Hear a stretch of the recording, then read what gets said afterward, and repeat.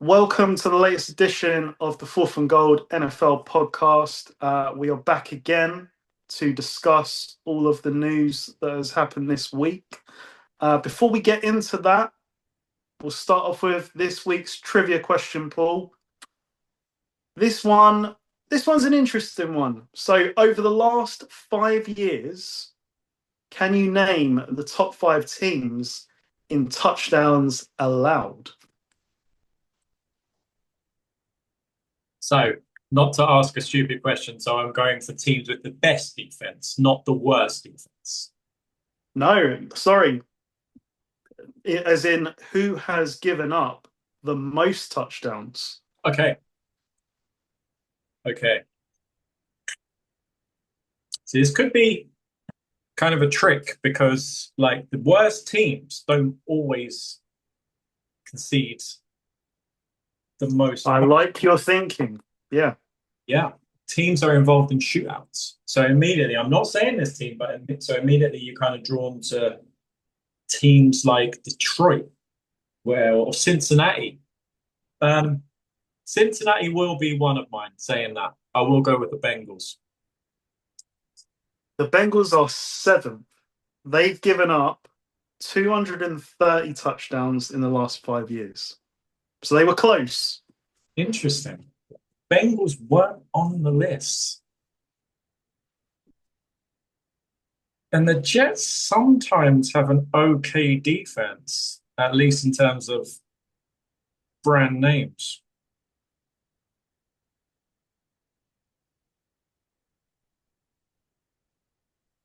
Hmm.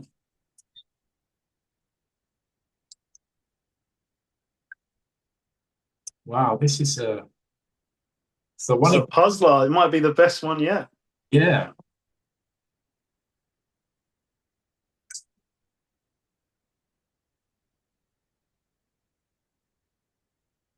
I'll go in with another shout. I'm not going with the worst teams. I'm going with the team that I think the defense has had problems. Dallas. Dallas, surprisingly, are 11th on the list. 224 touchdowns allowed in the last 5 years. Okay, so we'll go back to terrible teams then. So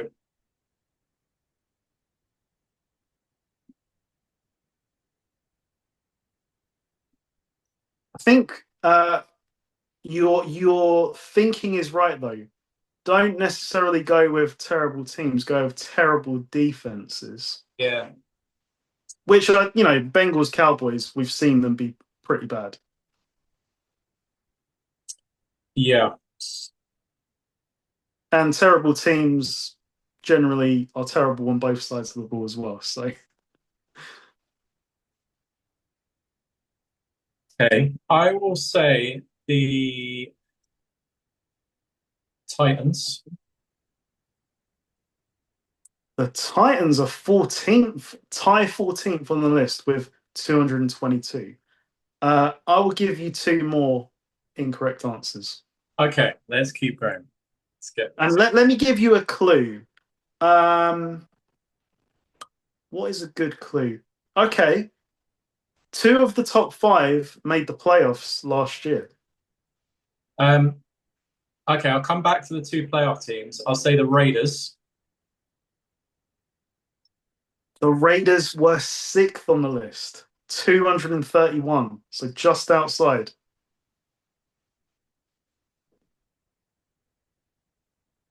Thought the first team I guess was sixth.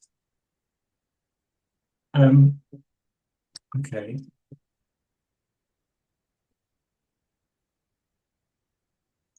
It's a tough one, right? Because Right, two playoff teams from last year. yeah, Um, okay. Chicago. the Bears are 4th on the list, 234 touchdowns allowed.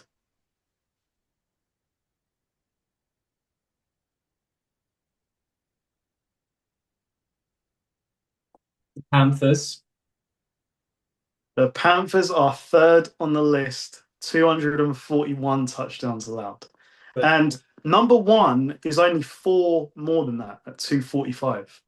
So the other three teams did not make the playoffs.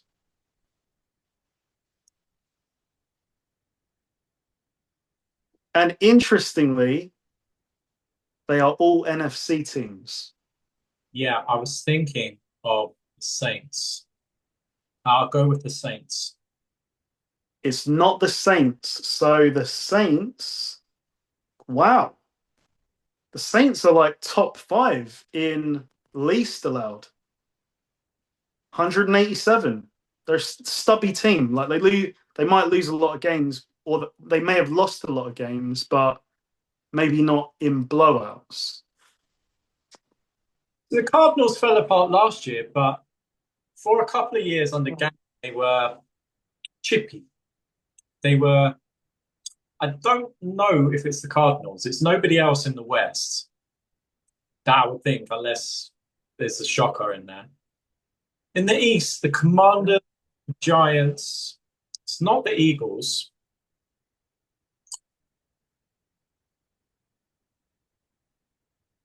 And I've said the Cowboys. Come back to the East. The North, the Packers. No, don't think so. Got the Bears. The Vikings. No, it's not the Vikings. And the Lions. I guessed the Lions already, didn't I? You haven't guessed the Lions yet. That would be a shocker, but they are involved in a lot of high-scoring games. And they did not make the playoffs last year.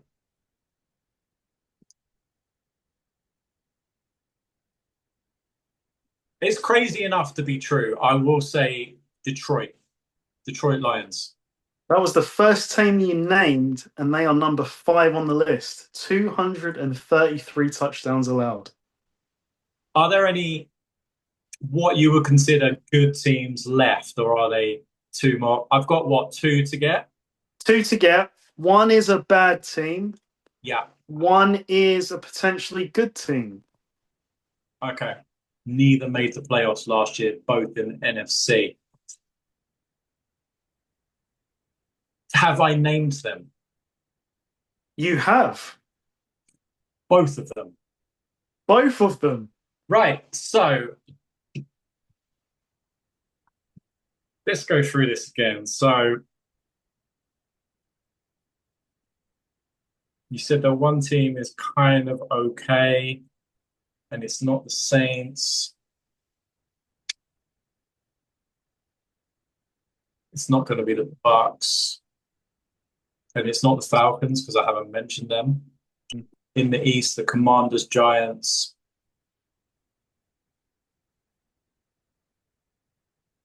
I will say the Giants. It's not the Giants. It's not the Giants. So the two that you missed. So I'll give you number 2 with 243. It was the Cardinals. I thought you were nearly going to go there. You nearly. I didn't want to give it away. You nearly went there. Gannon thing with the defense, and they played above their ability for a couple of years. Last year it fell apart, but when they unravel, they really unravel. That's the thing. Like they will give up like 40 plus. Yeah. So number 1 with 245 touchdowns allowed is the Commanders, which did surprise me, I've got to say. Yeah.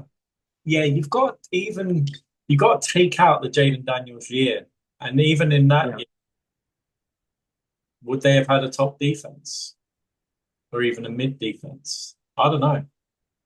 Like it's going to be like at best mid. I would think they were in a few shootouts, and like last year and prior to Jaden Daniels, they were not good. So the top 5. Who were the top 5? Stingiest. Oh, stingiest. Okay. So number 1 is the Denver Broncos. Yeah. Number 2, this really surprised me, is the Bills. Okay. But yeah, Sean McDermott. Tie 3rd, Saints and Ravens. And 5th, the Chiefs. 6th is your Steelers. Yeah, low scoring games make sense. Yeah. Where are the Vikings in there? just behind you with tie seventh, them and the Patriots. Okay. And then it's Niners and Rams. So the Patriots is kind of impressive because in there they had what three win season in there as well. Yeah, yeah. But So Denver, so 5 years, that is less than, what's that? So 5 years. How many is that per year? what's the total? 178. 178. So what? It's It's like 30, like 37 maybe, something like that. 74. so like just over 2 touchdowns per game on average. And see, That seems like a lot. yeah, it's Well, not actually, no, 14 points. Yeah, like 14, that's impressive. just over 2 touchdowns is 4 quarters. How many possessions does each team get? What, 8? 8. Yeah, So not bad. pretty impressive. You play in a division with Mahomes. Yeah, and then you think the Commanders on the flip side are almost giving up 50 touchdowns a year on average. Yeah, I'm disappointed I didn't get the Commanders. They're a confusing team just because of that Jaden Daniels year. Yeah, that's the thing. That is the thing. All right. Well, as always, I think we've got you on this one for a change. Like you've been doing very well on these. So yeah, I'll think of something else next week.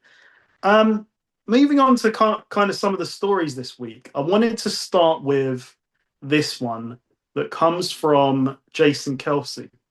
So he made quite a strong statement on his podcast about how he's worried that the NFL is moving away from the Sunday tradition with the scheduling of games that, seemingly expanding across different days at certain times of the year. I've got to say, like, I completely disagree with him, because his vision was that, Sunday is NFL. So, the game should be on Sunday. And I do agree with that to some degree, but I also look at it and say, on a Sunday in that 1 p.m. window, I don't want to see 10 games because I can't watch them all.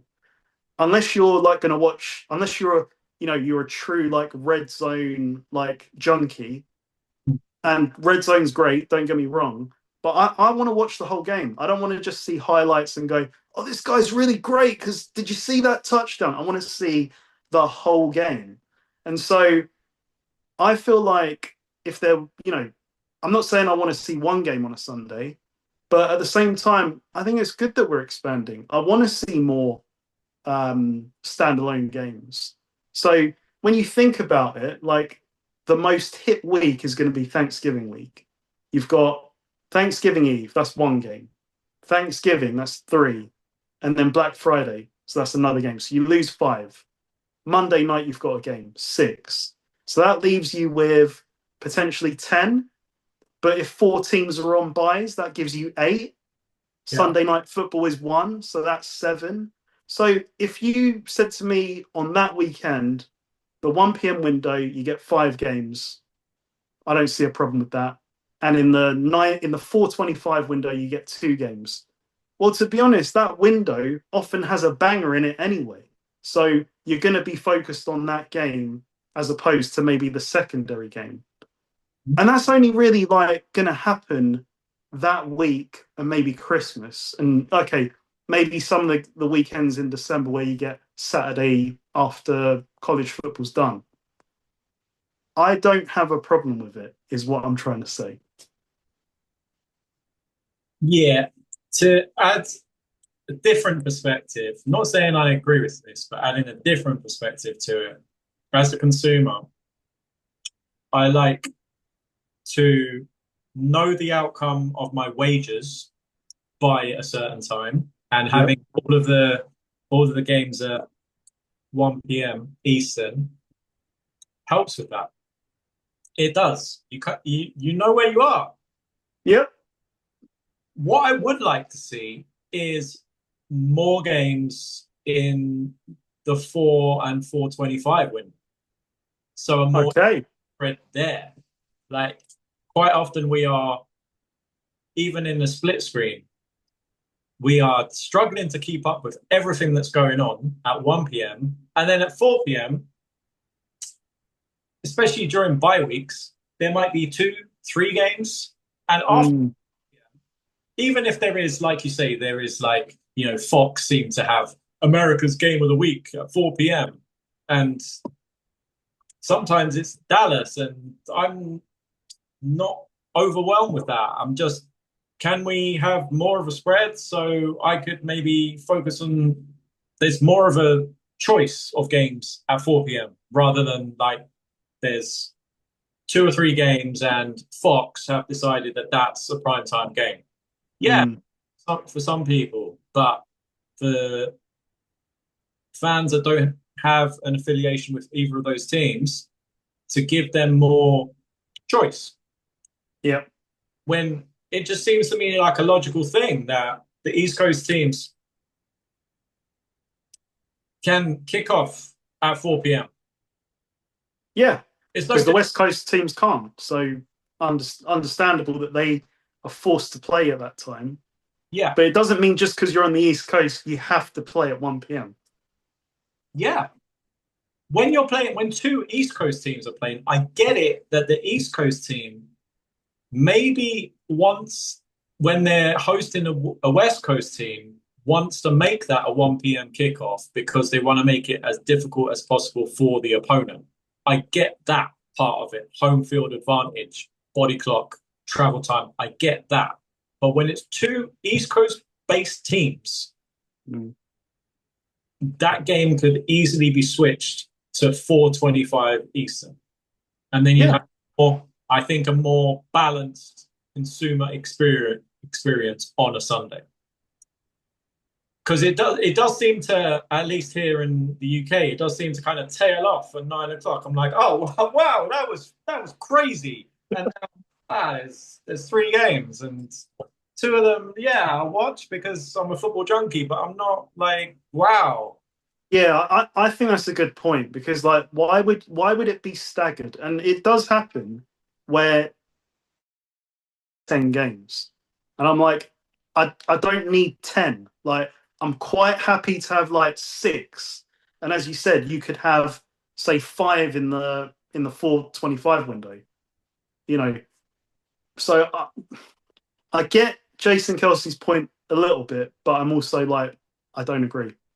Yeah, there's enough games. And even when you're watching the games at 1 Eastern, on Red Zone, they can't show you everything that's happening. So even that he'll tell you, Scott Hansen will tell you that, oh, something crazy's just happened in Buffalo.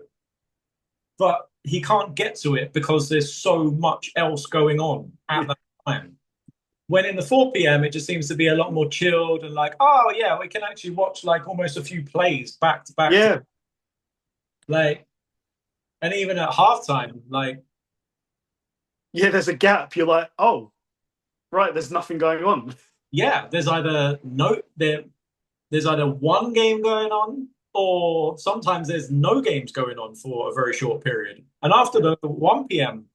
madness, you're like, whoa, I can catch my breath now. Okay. But so, yeah, I would like that to happen. But yeah, I agree with you that I don't really think there's an issue. The only thing would be player safety. Like, okay, this Wednesday game in Thanksgiving week, yeah, you look at it and go, well, that potentially is now not giving the players enough rest. But I researched this, and I'm pretty certain that both the Packers and the Rams are on bye weeks the week before. So there has been some thought. I'm totally good with that. Yeah, I mean, we don't have it here like where the Thursday night, because obviously Thursday night football, like just because of body clock, like I'm not staying up to watch it. I'll catch it the following morning. But I mean, they'll keep these things because they want the standalone. Look, it all comes to money, and the NFL is going to do what they want to do. So I'll tell you what, though, as a consumer, there's nothing better than waking up on a Friday knowing it's Friday already and actually saying, "Oh, I can watch a game." Like in that, even if it's just a condensed version of it, like I'm watching a game I haven't seen yet, and it sets you up for the weekend. Yeah. But there will always be talk like the Thursday night thing of, the home team has an advantage because of the rest and the travel. And there will always be that. But it just seems the NFL are just more interested in the money. So ultimately, I think they're just going to continue to do this and Yeah. continue many windows. Have we had it now where we've had a game on every single day of the week? I think we must have. We definitely have, because during lockdown there were games on Tuesday, and that would have been the day that I was thinking there's been no games. But in a full season, like a normal season, we have not. Like this year, we're going to get a game on every day apart from a Tuesday. Yeah. I get it, what Jason Kelce's trying to say about, because I guess he sees the future that this is just going to continue more and more and more. But As long as it doesn't, I don't want to sit there and on a Sunday and suddenly there's two games in the 1 o'clock window. That's not what I'm suggesting. It's just that there is a balance. Like I don't need 10. I also don't want two. Put it somewhere in the middle. yeah, And then if we want to disperse some of these games around to standalone windows, I'm good. I do like knowing as well how my opponents have fared as well at the same time. Mm. So, I know how the Ravens got on. I know how the Broncos got on, and I'm chasing the Broncos for a wild card, for example. If it's, oh, but the Broncos play on Tuesday, like that's a little bit Mm. letdown thing. Like, oh, they've got games in hand, and you can't do anything with bye weeks, but you like to know the division standings, the wild cards, the playoff hunt standings, almost in live time. Like, Yeah. so there is that. But yeah, I don't mind the schedule. Just don't keep doing it too much. I know, Yeah. Like this is a nice amount, I think. yeah, and just split the 4 p.m. window a little bit more even for me. I would like that as a consumer. For your NFL betters out there, they would agree.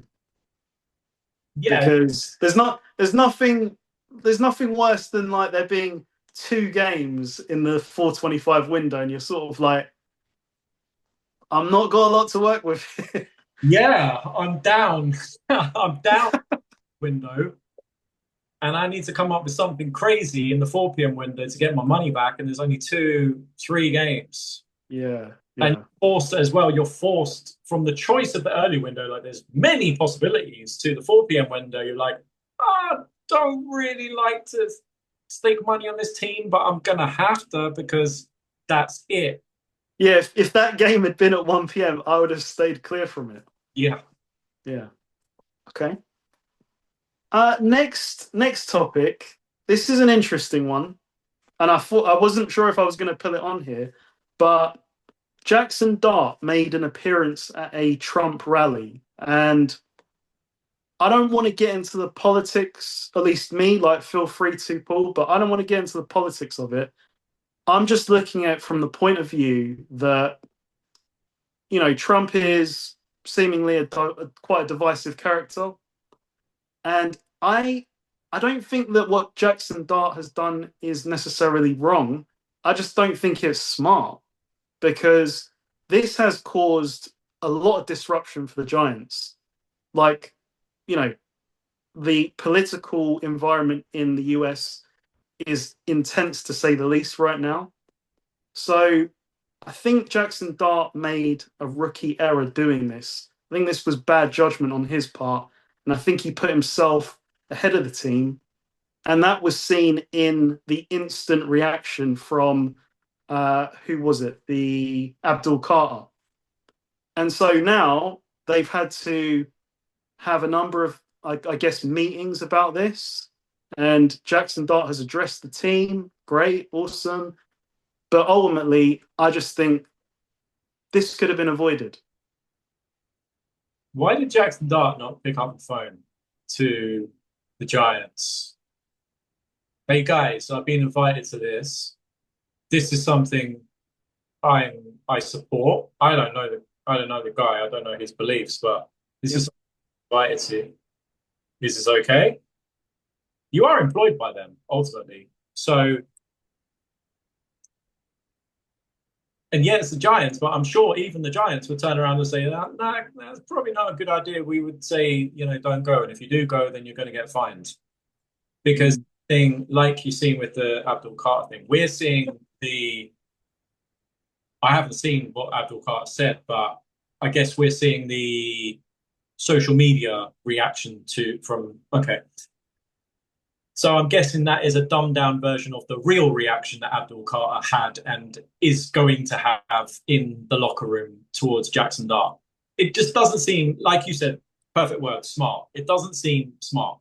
Like I said, even if that is who he is, pick up the phone and say, hey, that's why he's got an agent, surely. An agent. Like, how many people work in the Giants front office? What's Joe Shane's job? Harbaugh's been around the NFL for how long? Think Harbaugh was cool with it? No. I'm sure. Well, we don't know, I guess, because Harbaugh is a known, he's a Trump supporter. Like when he came back into office, him and Jim were at the White House. But it's about who supports who. It's about who then falls out with who in the locker room because of who supports who. Exactly. So, I guess what I'm thinking is, it'd be interesting to know from John Harbaugh if he was unaware. That's what I think we need confirmation on. Well, but maybe we don't. Maybe it is that obvious. Based on the reaction, he's definitely not going to say he was now. How he looks foolish, right? Yeah, I just think this whole thing could have been avoided. It's just not like you say perfectly. It's not smart.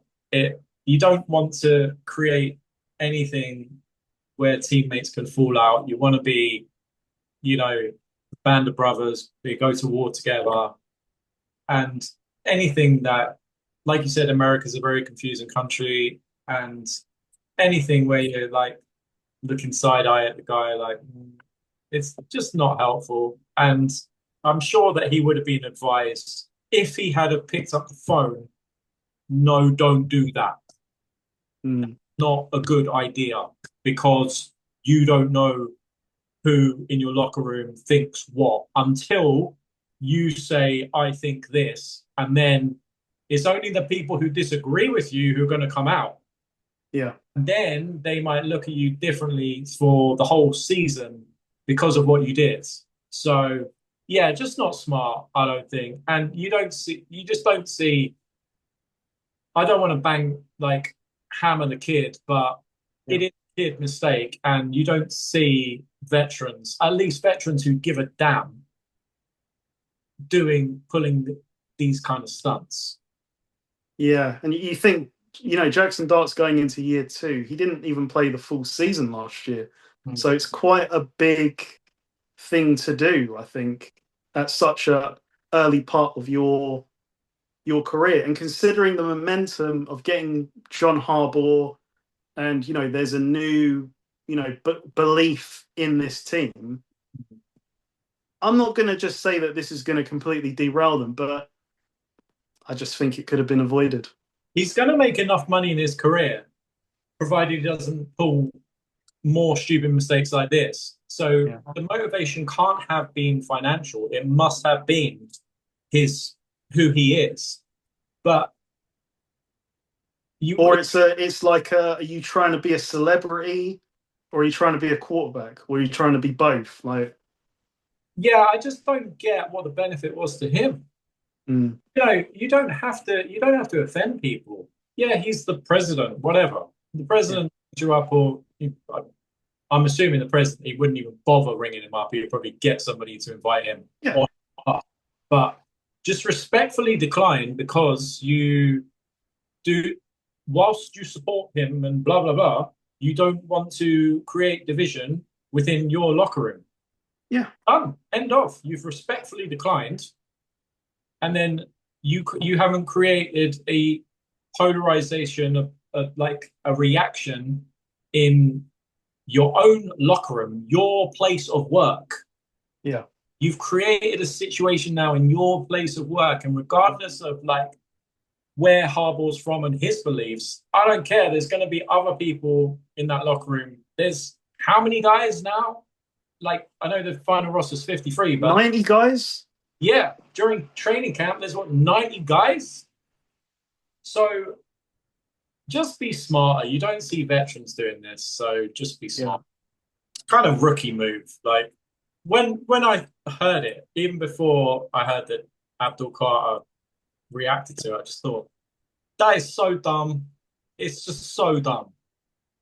Very New York right now, you've got to say. Like, this is what this is, and that's unfair because it's a decision by him, but it just feels like a lot of things are going wrong with these New York franchises. So, yeah. Interesting point. So, you wanted to know what Abdul Carter said. I think his tweet went something along the lines of, "I thought this was AI. Like, what are we doing?" So a very candid response. Yeah, he's calling this quarterback dumb. Yeah. Yeah. And yes. Just a side note, Joe Shane has been extended. So I'm really confused now about what this structure operates like. And it makes me laugh because there was a press conference where John Harbaugh was asked about Thibodeau, and he was like, yeah, I love Thibodeau. We love Thibodeau. And then he looked at Joe Shane and was like, we love Thibodeau, don't we? And Joe Shane was just there and just went, yeah. So I thought that was very funny. Yeah, Joe Shane's he's probably been trying to trade him for the last year, and he's just like, yeah, we love him. He's not driving the car anymore. No, he's not. Exactly. Maybe Joe Shane attended the Trump rally. That's why he got extended. You don't know. On to the next thing. So Josh Jacobs has had a bad week. Like, he got arrested on domestic abuse charges. It's important to say nothing has been confirmed. Like, he's innocent till proven guilty. Yeah. But some of these charges don't sound great. I mean, strangulation, suffocation, we're going to see, when the facts come out, I think. And I believe Florio was talking about there being some sort of emergency call.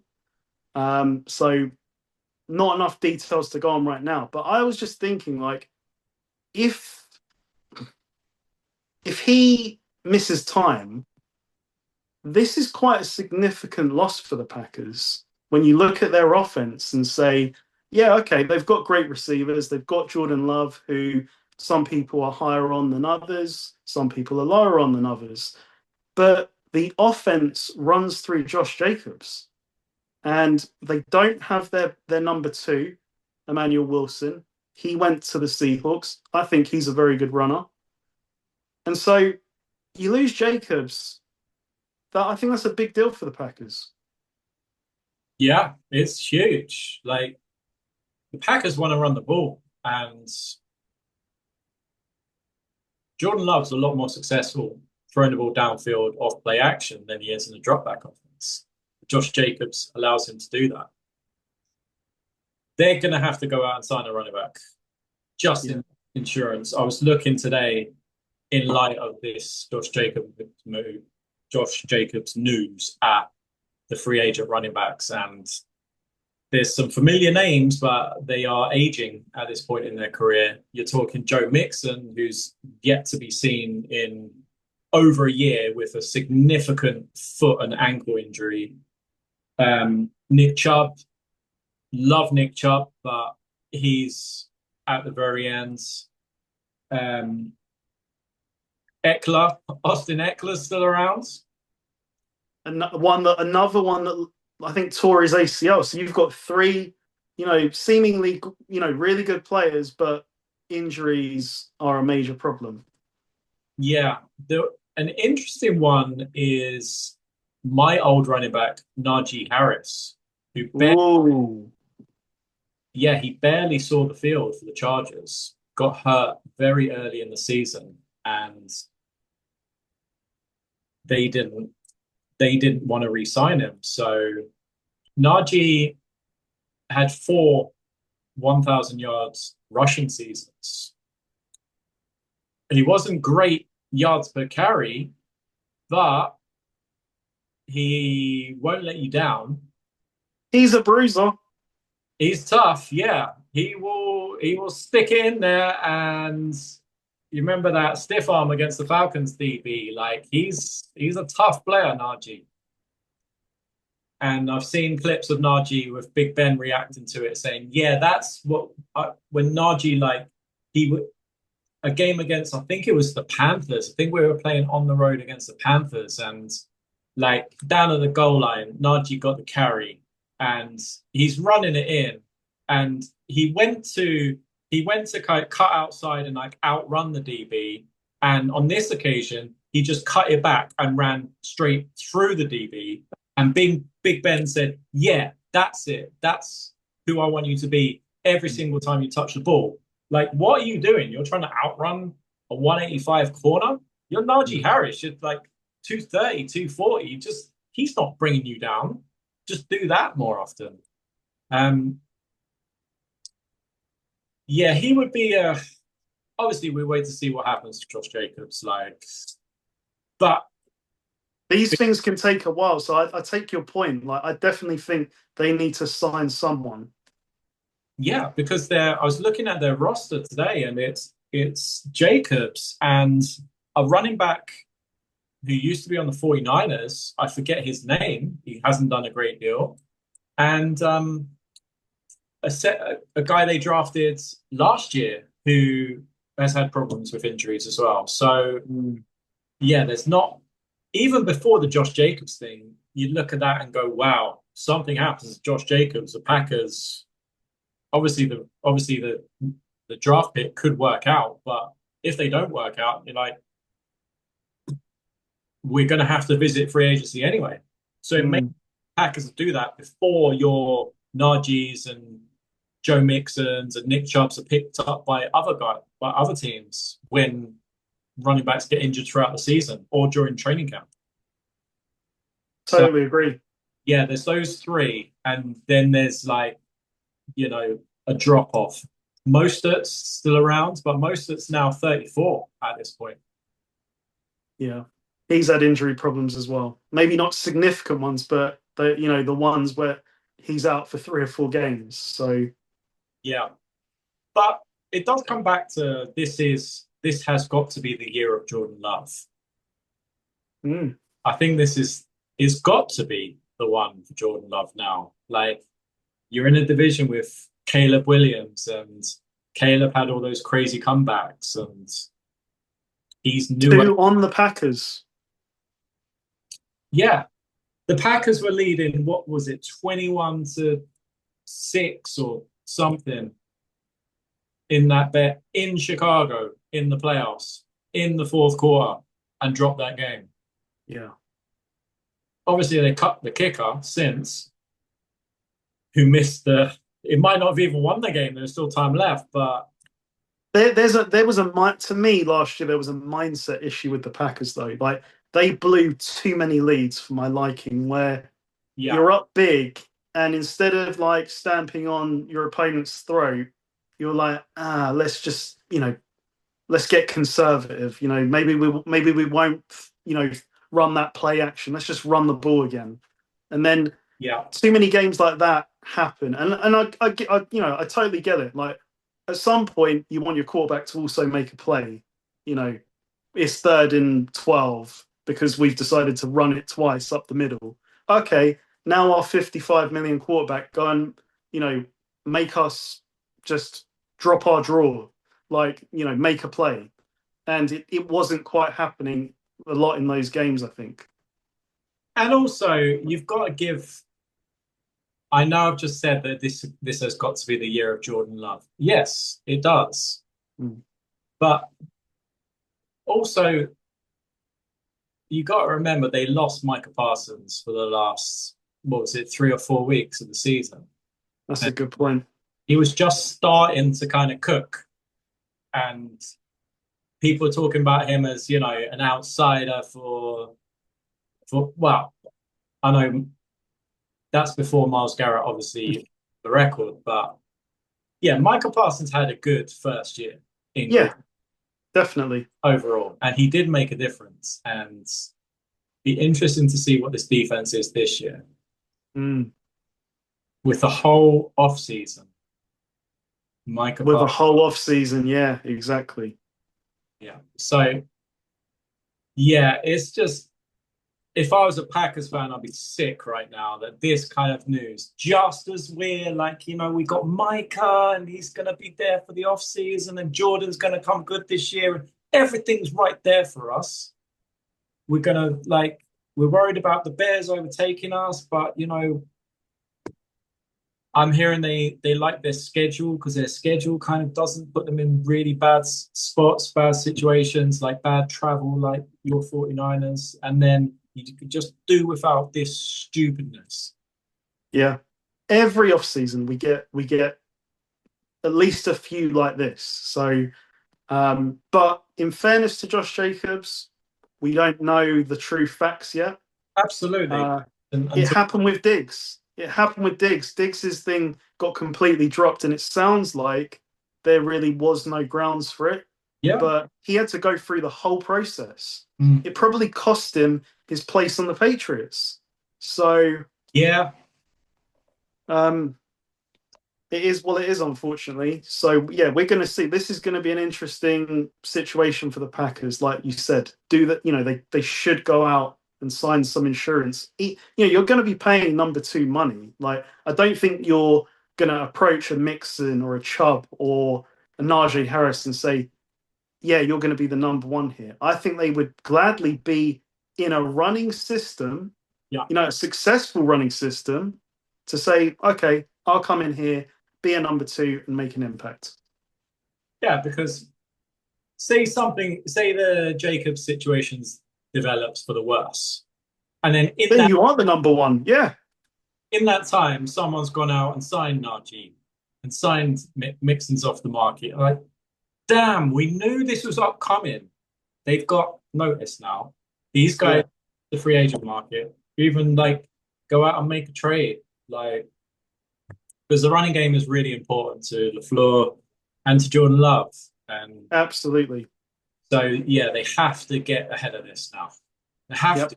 Because what's the worst that can happen, right? Even if You're going to sign one of these guys for 5 million or less. Like it's not, and it's a 1 year deal. Like yeah, you're not going to go to, let's say it's Najee Harris and go, yeah, we're going to give you a 1 year, 5 million deal. He's not going to turn around and go, well, actually, I need like insurance. I need like 3 years, even though I'm just coming off a significant injury, even though my stock is somewhat low to most people. yeah. He would gladly probably take that opportunity. Exactly. And then they received the good news that Jacobs has been cleared to return to the team. And then you've got a backup because I was looking at the two backups and was like, I don't know who they are. Suddenly you got a 1-2 punch. You're like, okay, They we could want to work, run the ball. but they could obviously work out, but Yeah. there's no harm. No way. No way. There was quite a significant extension this week. Derwin James signed a 3-year extension, 75.6 million to stay with the Chargers, highest paid safety in the NFL. Whether that is value for money or not, I think that this was the right thing to do. Like, Derwin James is basically the leader of this defense. And when you look at his play, I think he is more of an old school safety. Like he is your hard hitting safety, your pursuing safety. Like he's going to close the space down. So I can see why he got this contract because this is the kind of player that Jim Harbaugh will absolutely love. Um, Now, is he, your more modern cover safety? Probably not, but he does make a lot of plays. Like he will get his fair share of picks. He will make, a lot of turnovers happen with forced fumbles. So when you look at the defense as a whole for the Chargers, not to disrespect them, I don't see a lot of known names here. Like this is a defense that has been coached up, I think. So to keep this guy around, I think it is the right move. Yeah, when I heard he's the highest paid safety in the NFL, my first thought was, yeah, but he doesn't play safety. Like, yeah, he's safety at least according to the depth chart, but he plays at the line of scrimmage. He plays linebacker, plays nickel. He covers tight ends. He's not, and I get it. All safeties are built different, and he's not Ed Reed. He's more like a old school Darren Woodson kind of safety. It's more like down at the like Tim McDonald from your 49ers. It's more like down at the line of scrimmage. But it's a lot of money for a linebacker. It's a lot of money for a safety. And they done he gets paid 0.1 more than than Kyle Hamilton in average per year. So, but is he? See, I love Kyle Hamilton, and he's quite versatile. Is Derwin James as versatile as Kyle Hamilton? And would I rather start a franchise if I had the pick? I would take Kyle Hamilton over Derwin James. Yeah, 100%. Use him in more situations. But when you've grown up with the generation of like Merton Hanks and Tim McDonald, and then Brian Dawkins and Ed Reed and Troy Polamalu, and then we've got to Derwin James is the highest paid safety in the NFL. Like, really? But I think it is a product of the defense he's on. Like they've had to pay more, really, knowing that if we lose him, this is basically our defensive leader. So they've definitely overpaid, but I think they had to keep him around. That's the problem. Yeah. Mine is more just a rant on the state of where we are right now in terms of this generation. Right, he is the best safety at least according to money. And I get it. It's not always like Daniel Jones was paid 40 something because he was next. Yeah, and it's not like he's the best just because he's paid the most. But he's paid the most in the NFL, and watch him play. Like, okay, yeah, he's a really good player, but he's not a. I want to put it this way. Well, the way I put it, he's kind of your old school strong safety. I would say, like, he is not a cover safety. He's not a. Well, like you said, he's not a Kyle Hamilton. In fairness, like Kyle Hamilton when he's at his best, my goodness. Yeah, but that's the thing. Obviously, Derwin James is more of a disruptor, and you remember him. Was it Travis Kelce? Oh, the spine buster. Yeah, and they, he's your safety blitzer. Like they love using him in those kind of packages. Yeah, he is a great player, but when I heard someone say that he's on the way to Hall of Fame, I'm like, really? No, I don't know, but maybe I'm being harsh, and maybe I was spoiled growing up to different kinds of. Maybe that's just the way that the generation has evolved, where safety play is different. But I think you can only use Derwin James in certain situations, and I want more sort of and obviously you're spoiled having a Polamalu kind of a safety or a Brian Dawkins kind of a safety who could do absolutely everything. Yeah. But this guy isn't as versatile as previous safeties or even one in our current generation, Kyle Hamilton. So I think it's a lot of money. that maybe they could have spent better on their roster, but they were forced into this situation because his contract was up. But at some point you have to develop a backbone and go, actually, man, you're not worth that. Yeah, because the thing is, they let their pass rusher Owa walk out the door, and he got paid handsomely by the Commanders. And it's almost like you've turned down him, who was pretty productive last year. But again, I think it's looking at it through the Jim Harbaugh lens, where I feel like he absolutely loves like a Derwin James.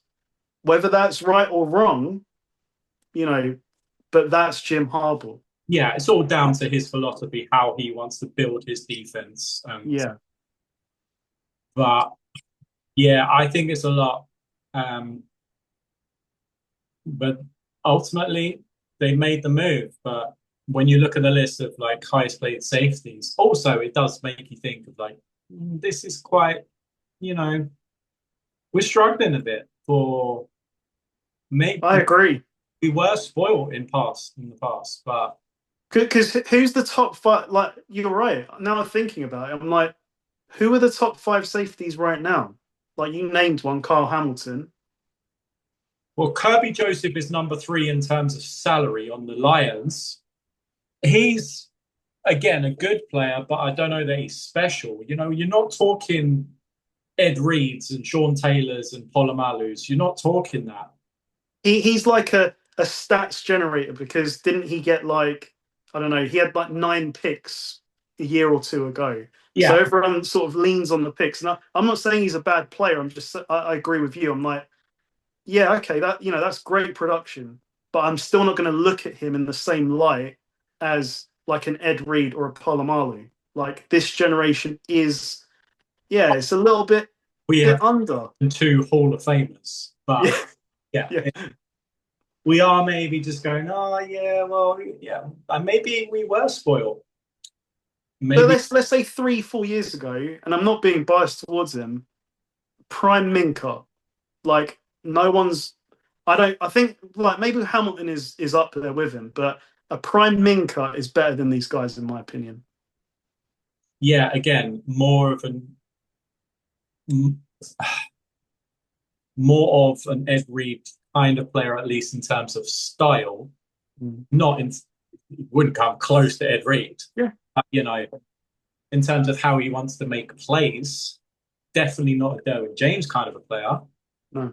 That's ultimately what Ed's led to, like, the end of his career with the Steelers, when they asked him to make more plays like Derwin James, and he just got banged up constantly. But yeah, I'll go away and like have a look at like the safeties in the NFL. I really did like the 2 Seattle safeties, Love and Bryant.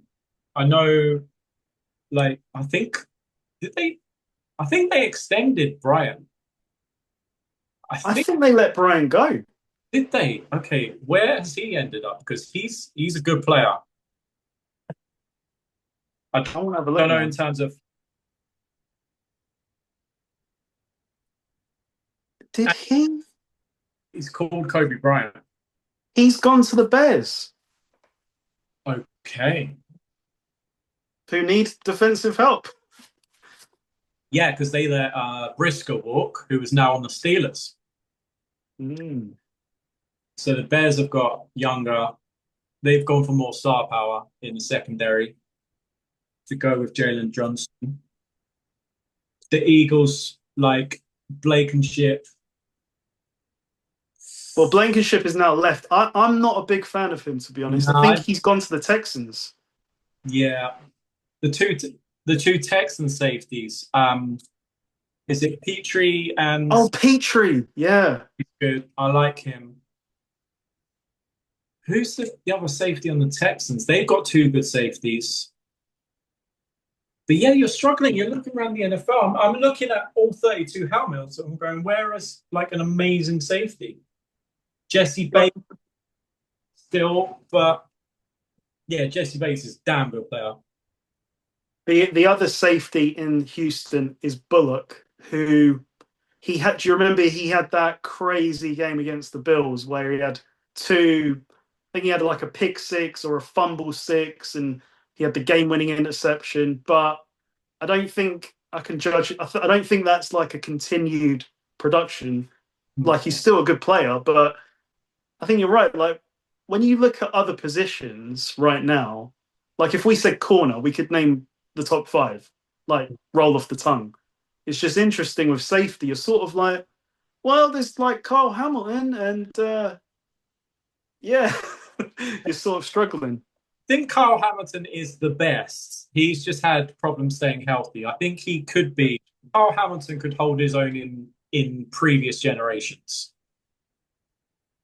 But Derwin James, like that's obviously how they want to play, but they're paying a lot of money for a guy who they can only use in certain, from what at least what I certain situations. I think it's a load of money. So I think that's fair. I think that is fair, and I think it is really a product of the Chargers not getting ahead of their talent level on defense. Like it's almost like they're forced into it because, well, what's the alternative? We lose Derwin James, and suddenly our defense doesn't have a leader or like a playmaker to that level.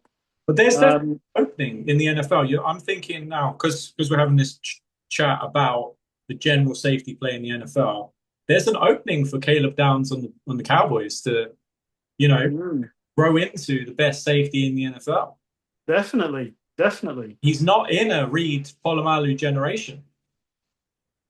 And we're going to see it, like if your man gets like a fuller set of reps this year in Imamwari. Yeah, Imamwari again. But I didn't even mention, and you know how I feel about Imamwari. Yeah, didn't even mention him because he is more a Derwin James kind of a player. He is, Ed Reed's style of a player. But then that's not giving him enough credit because he did make plays covering guys. He's only come off year one, and I feel like his season was one that was a grower. Like he grew into the season. Yeah. So like in week one, where's Imamori? Like you're not seeing him. But as the season progressed, he got more reps, he got more comfortable, he made more plays. And if he is going to be like sort of, I don't want to put too much pressure on him, like a Cam Chancellor 2.0. Even Chancellor, who was more like that, was able to do. He was dynamic. Like, we love Chancellor for all the big hits that he made, but he was plenty good in the coverage game as well. Yeah, when Sherman said the America's Game chat, when he said that Chancellor made a pick, I think it was of Peyton Manning in the Super Bowl. I think this is right.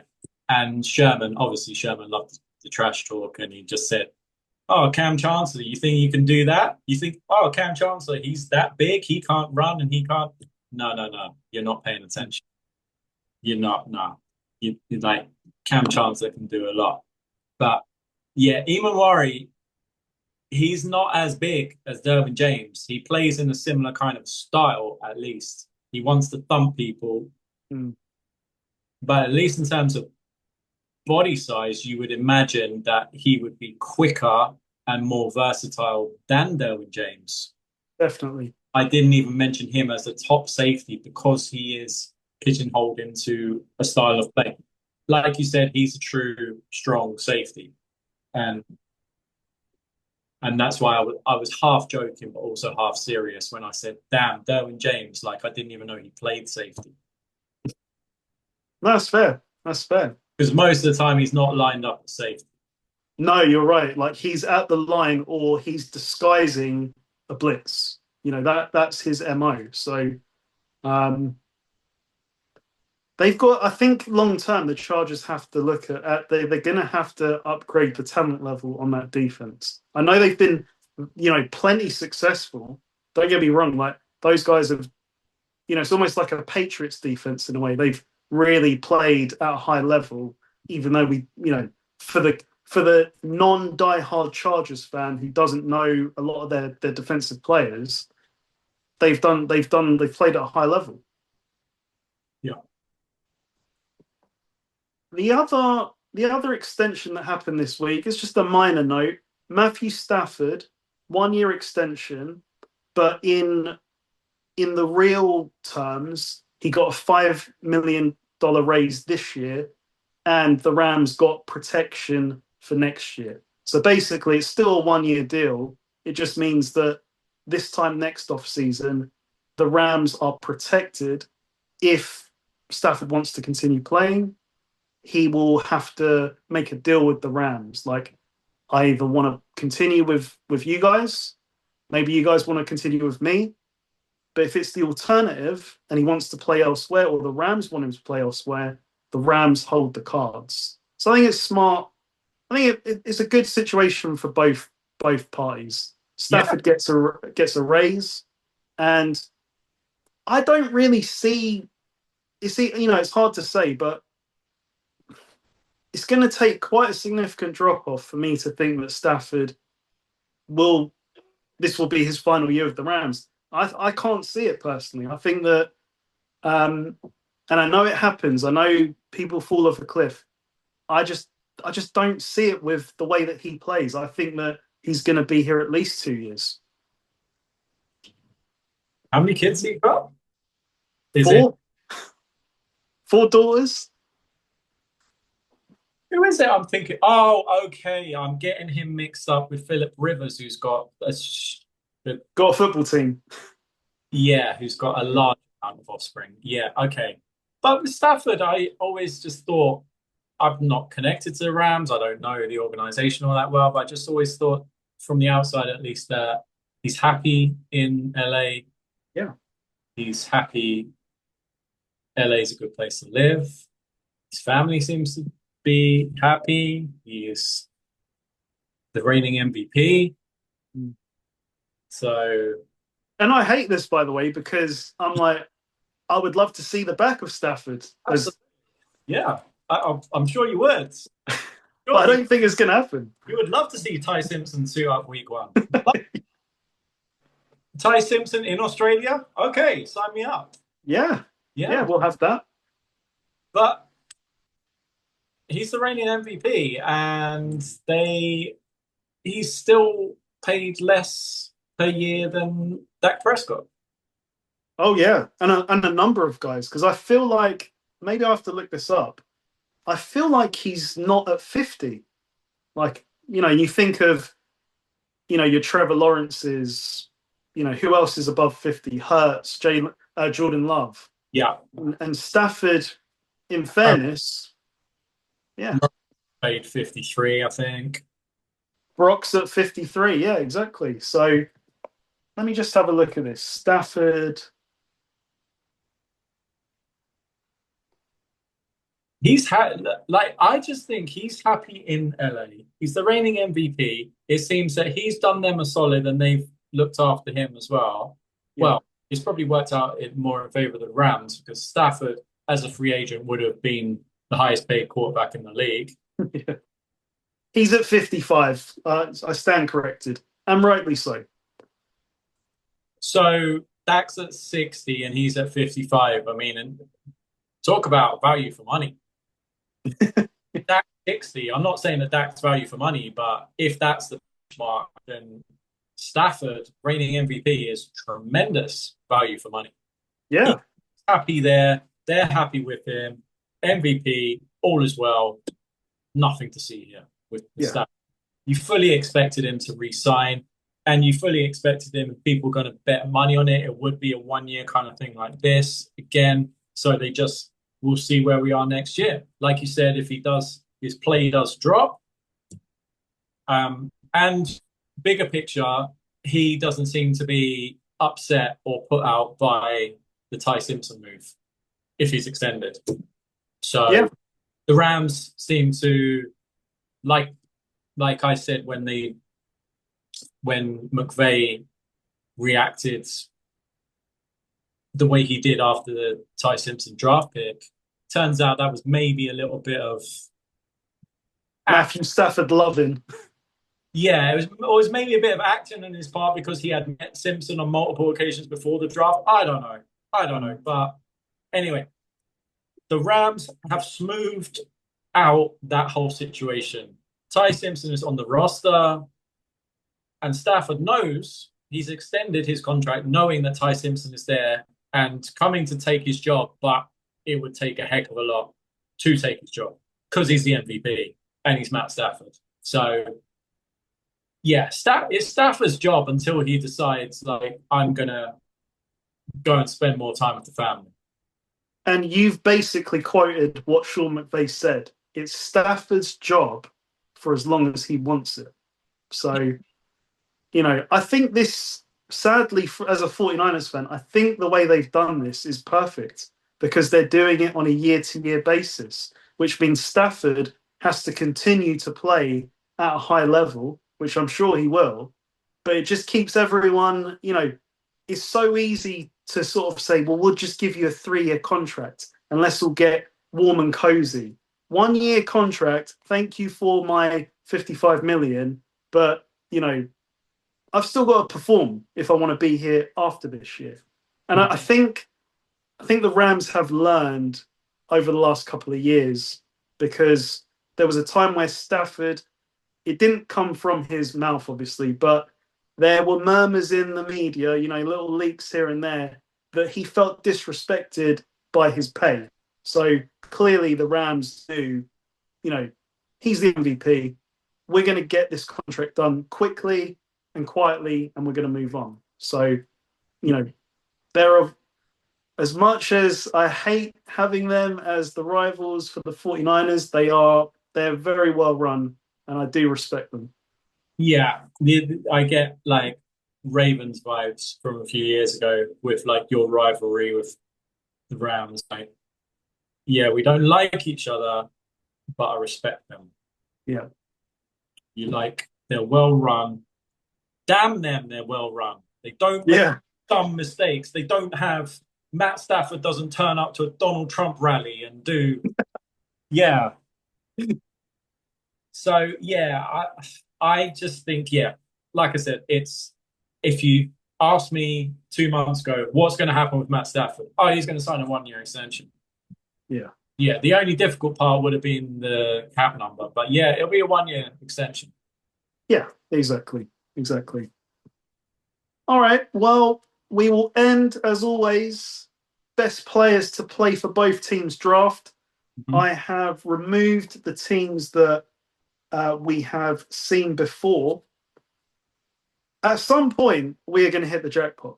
Like, we just simply have to hit the jackpot. So we start off with the Carolina Panthers. Okay. Oh, interesting. The LA Rams. Panthers Rams.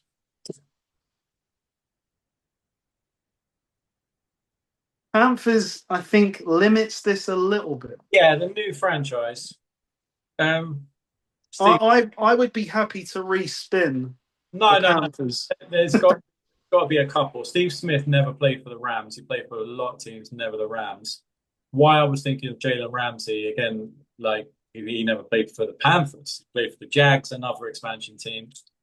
Kevin Green only played for the Panthers, not the Rams. This is a tricky one, I think.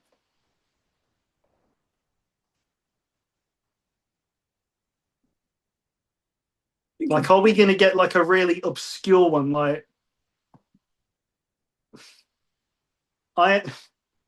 was Eric Dickerson a one-man team? Like, did he only play for the Rams?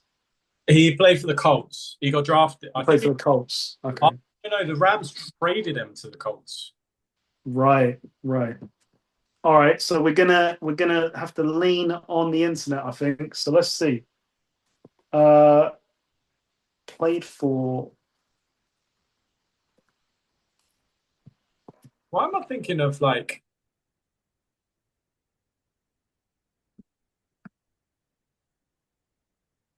Well. I guess I was on the money. We've had him before in previous drafts. Kevin Green played for both the Rams and the Panthers. Damn, yeah, he was on the Rams before the Steelers. I forgot that. I knew he was on the Panthers. Yeah.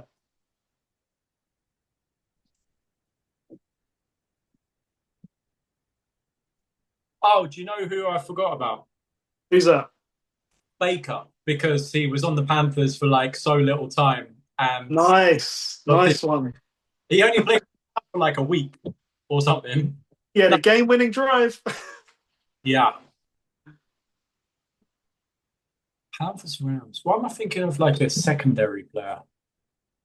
Like a safety or Hmm. Not many active players, to be fair. Not a lot there, unfortunately. So it is Kevin Green and Baker Mayfield. that's decent. Like Pretty decent. Pretty decent. I mean, do you remember the running back CJ Anderson? he played for I don't remember him on the he was on the Rams in the Super Bowl. Was he really? Wow. Yeah, I'm thinking the Bengals Super Bowl he was on the roster. The Bengals Burrow Aaron Donald Super Bowl. Wow. I remember him as a Denver Bronco. And the Panthers. Yes. I don't remember him on So the he actually played for the Rams and the Panthers in the same season, and that was it for both teams. So Okay. 2018. What Yeah. Super Bowl was that? Super Bowl. No, is it that long ago? Bengals Rams Super Bowl. Bengals Rams Super Bowl, I think, was like 21. Yeah, it's not that long ago. Yeah, he was done in 2019. Oh, Well, so he didn't make it to the Super Bowl with the Rams. nah, no. Huh. We're thinking some other band. Okay, well, we'll be. I think there's a lot of good teams left. So I think the Panthers, that is a very like, narrow set of players. So Kevin, what a player! What a player! Like, yeah, because he took. I think he went. Was it next after the Steelers? He went to the Panthers for the free agent money. I think you're right. Yeah, My opinion. because he had a year at the Niners after that. Yeah, but yeah, he was drafted by the Rams. Mm. Yeah, great man. So I'm looking at this list of teams that, because I'm removing them each time. You still got the Packers there, Vikings, Niners, The Browns, Bengals. the Bengals. Yeah, so there's still plenty of good teams out here. So we'll be back. Yeah, I think we're going to hit it at some point. Absolutely, gonna smash him. All right, mate. Good stuff as always. Yeah, we are a week. In fact, I think we reached a milestone where we've passed the same amount of Sundays that there are left in the countdown to the new season. So we've done the hard part. We're at the top of the hill, and it's downhill from here. So yeah, we'll be back next week.